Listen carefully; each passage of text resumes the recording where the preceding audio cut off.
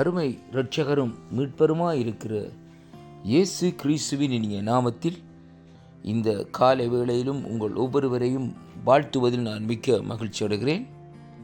இன்றைய நாளிலும் வேத தியானத்திற்கு எடுத்துக்கொண்ட பகுதி சகரியாவின் புஸ்தகம் 2வது அதிகாரம் 5வது வசனம்.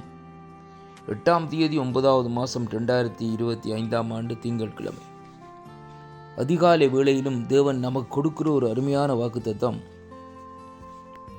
நான் அதற்கு சுற்றிலும் அக்கினி மதிலாயிருந்து அதன் நடுவில் மகிமையாக இருப்பேன் என்று கர்த்தர் சொல்லுகிறார் என்று அந்த வார்த்தை இந்த நாட்களே நமக்கு சொல்லுகிறதை பார்க்கிறோம். அன்பு பிள்ளைகளே, கர்த்தருடைய வார்த்தை இந்த நாட்களே நமக்கு சொல்லுகிற காரியம் என்னவென்றால், தேவன் இந்த நாட்களிலே அங்கே வேதம் சொல்லுகிறது, நான் அதற்கு சுற்றிலும் அக்கினி மதிலாய் இருந்து என்று சொல்லி இந்த நாட்களில் சொல்லப்படுகிறது. அதன் நடுவிலே மகிமையாக இருப்பேன் என்று கர்த்தர் இந்த நாட்களிலே சொல்லுகிற வார்த்தையை இந்த நாட்களிலே பார்க்கிற வேளையிலே, தேவன் இந்த நாட்களிலே தன்னுடைய ஜனங்களை, தன்னுடைய பிள்ளைகளை, தன்னுடைய தேசத்தை, இந்த நாட்களில் தான் நேசிக்கிற தேசத்தை சுற்றிலும் இந்த நாட்களிலே எப்படியாக இருப்பாராம், அக்கினி மதிலாக இந்த நாட்களில் இருப்பாராம் என்று சொல்லி இந்த நாட்களில் சொல்லப்படுகிறது. மட்டுமல்ல, அதன் நடுவிலே அவர் எப்படியாக இருக்கிறாராம், மகிமையாக இருப்பேன் என்று கர்த்தர் தன்னுடைய வாயினாலே இந்த நாட்களில் சொல்லுகிறதை பார்க்கிறோம். நம்முடைய ஆண்டவராகிய கர்த்தரை அங்கே நாங்கள் தேடுகிற வேளையிலே தேவன் நமக்கு அக்கினி மதிலாகவும் அக்கினி ரதமாகவும் இந்த நாட்களிலே பாதுகாக்கிறதை பார்க்கிறோம். வேதம் இந்த நாட்களிலே சொல்லுகிறது, அருமையான கர்த்தருடைய பிள்ளைகளே, அங்கே எலியா தீர்க்கதரிசியை சூழ்ந்து இந்த நாட்களிலே எதிரிகள் சூழ்ந்து இந்த நாட்களில் இருந்தார்கள்.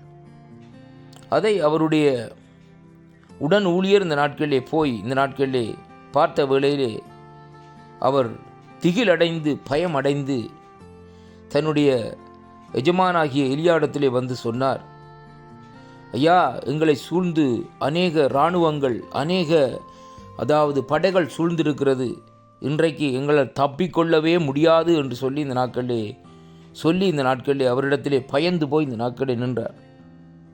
ஆனால் கர்த்தருடைய வார்த்தை என்ன சொல்லுகிறது என்றால், தீர்க்கதரிசி இந்த நாட்களிலே ஆண்டவரிடத்திலே கேட்டார், ஆண்டவரே, என்னுடைய வேலைக்காரருடைய கண்களை இந்த நாட்களிலே திறந்தரலும் என்று சொன்ன வேளையிலே இந்த நாட்களிலே கர்த்தர் அவருடைய கண்களை திறந்தார். திறந்த வேளையிலே பார்க்கிற வேளையிலே அந்த இராணுவங்களை விட அதிகமான அக்கினிமயமான ரதங்களும் அக்கினிமயமான குதிரை வீரர்களும் அவர்களை சூழ்ந்து இந்த நாட்களில் இருக்கிறதை இந்த நாட்களிலே அங்கே தேவன் அங்கே வெளிப்படுத்தினார் என்று சொல்லி பார்க்கிறோம். அருமை பிள்ளைகளே, எலியா தீர்க்கதரிசி எப்படியாக ஆண்டவருக்காக எவ்வளவாக இந்த நாட்களில் வல்லமையாக செயல்பட்ட மனுஷன்.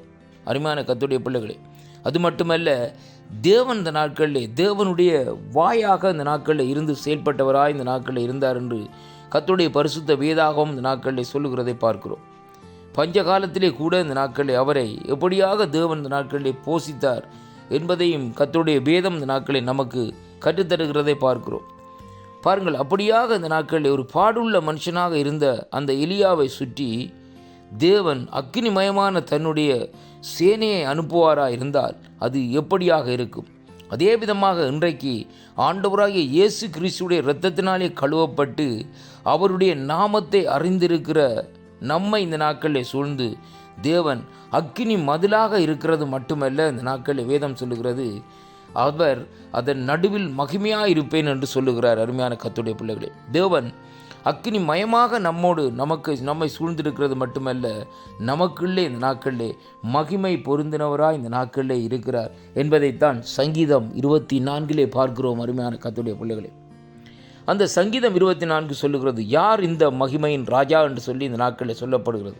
அதே விதமாகத்தான் இங்கே சகரியாவின் புஸ்தகம் 2வது அதிகாரம் 5வது வசனத்திலே பார்க்கிற வேளையிலே தேவன் இன்றைக்கு நம்மை சூழ்ந்து தன்னுடைய பிள்ளைகளை சூழ்ந்து அக்கினி மதிலாக இருக்கிறது மட்டுமல்ல, அவர்களுக்குள்ளே அங்கே கூட இருந்து மகிமையாக இருக்கிறபடினால் அவருடைய நாமத்தை இந்த நாட்களிலே நாங்கள் மகிமைப்படுத்துவோம். அருமை பிள்ளைகளே, நமக்குள்ளே வாசம் செய்கிறவர் சர்வத்தை உருவாக்கின கர்த்தர் என்று நாங்கள் அறிந்தால் நாங்கள் அவரையே உயர்த்த வேண்டும், அவரையே மகிமைப்படுத்த வேண்டும். அப்பொழுது அவர் அங்கே நம்மை சூழ்ந்து அக்கினிமயமாகவும் அக்கினி ரதமாகவும் இந்த நாட்களில் இருந்து பாதுகாப்பார். கர்த்தர் உங்களை ஆசீர்வதிப்பார். இந்த வாக்குத்தத்தங்கள் உங்களுடைய வாழ்க்கையிலே ஒரு ஆசீர்வாதத்தையும் ஒரு திருப்பத்தையும் இந்த நாட்களிலே கொண்டு வருமனை நான் விசுவாசிக்கின்றேன். அதனாலே ஆசீர்வாத வார்த்தைகளை பற்றி பிடியுங்கள், தேவனை பற்றி பிடியுங்கள். கர்த்தர் உங்களோடு கூட இருப்பாராக. ஆமேன்.